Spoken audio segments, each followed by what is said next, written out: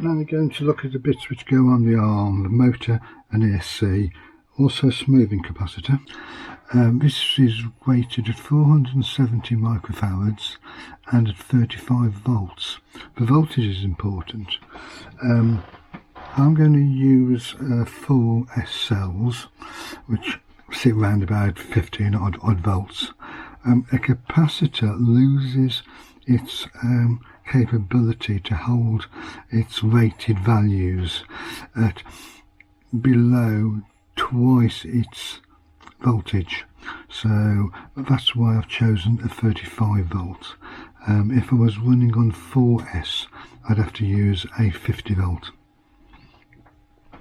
The motor is obviously going to go here.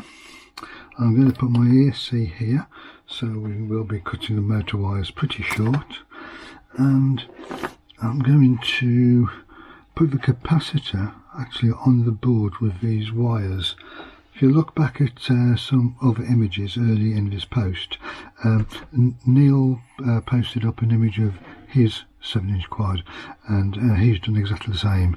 So thanks Neil, I'm pinching your idea.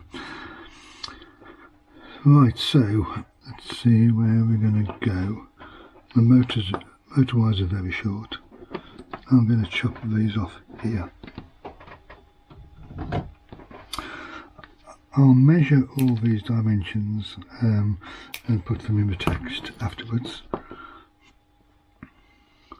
Always worth keeping those. Now this ESC has got heat shrink insulation on it, which I want to remove because we're going to fit our oven.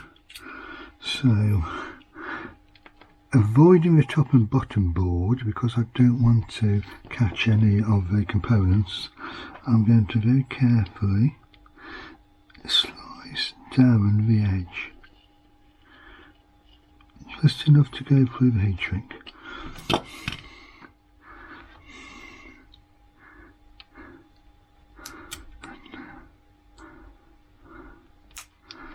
Now we can take that off. Pop that in the rubbish bin. We don't need that. Put some more heat shrink, and I want my length to be something like about this.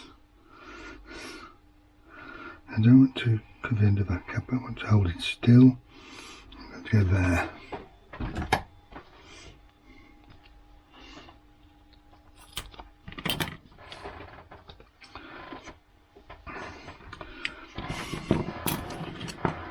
Okay, I'll just get the iron on and get prepared for some soldering.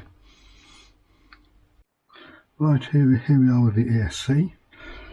These 3 pads you can see here are the motor connections.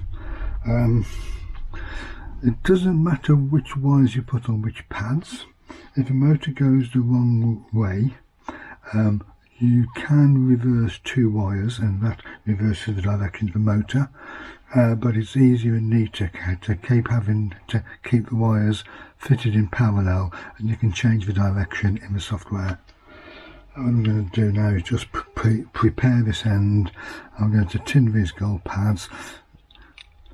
So I've clean the iron, tin it, get some heat onto the pads, feed the solder in. There we are, got a nice little blob there.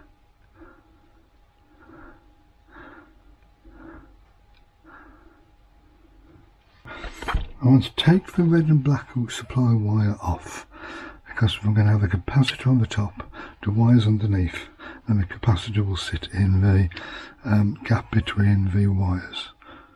So I'm just going to heat it and take the wire away.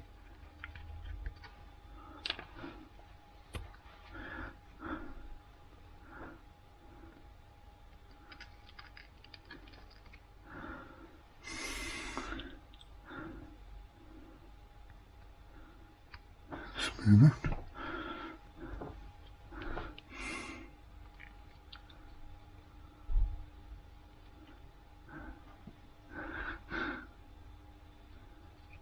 Now I've got some service mode capacitors fairly close to these pads. Now I don't, and that's a resistor, that's the current measuring resistor. I don't know whether they're electrically connected to the pads, so when I put this wire on, I'm going to make sure that they don't touch anything else. So I'm going to melt the pad first, put the wire on, then put the heat on the wire.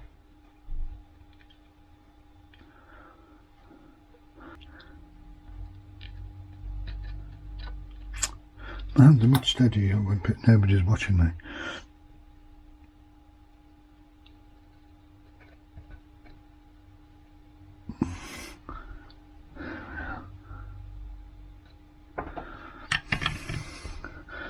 There we are. Happy with that?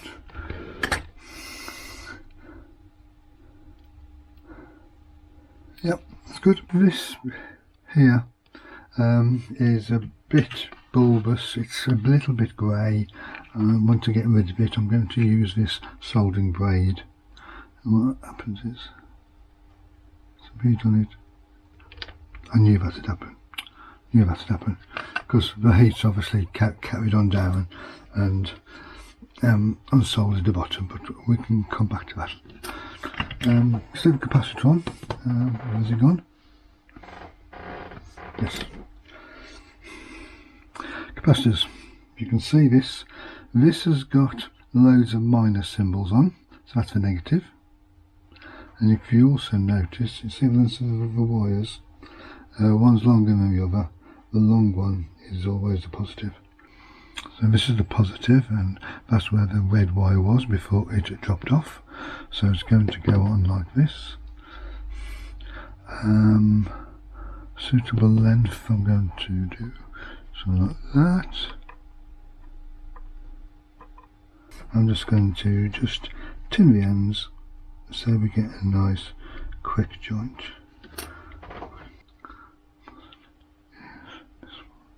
Put that there. Lovely jubbly. To bend it there. Bring it across.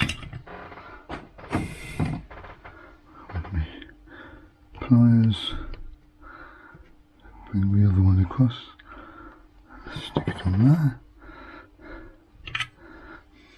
Hopefully the black wire won't drop off, but oh, there we go. Nice solid joint.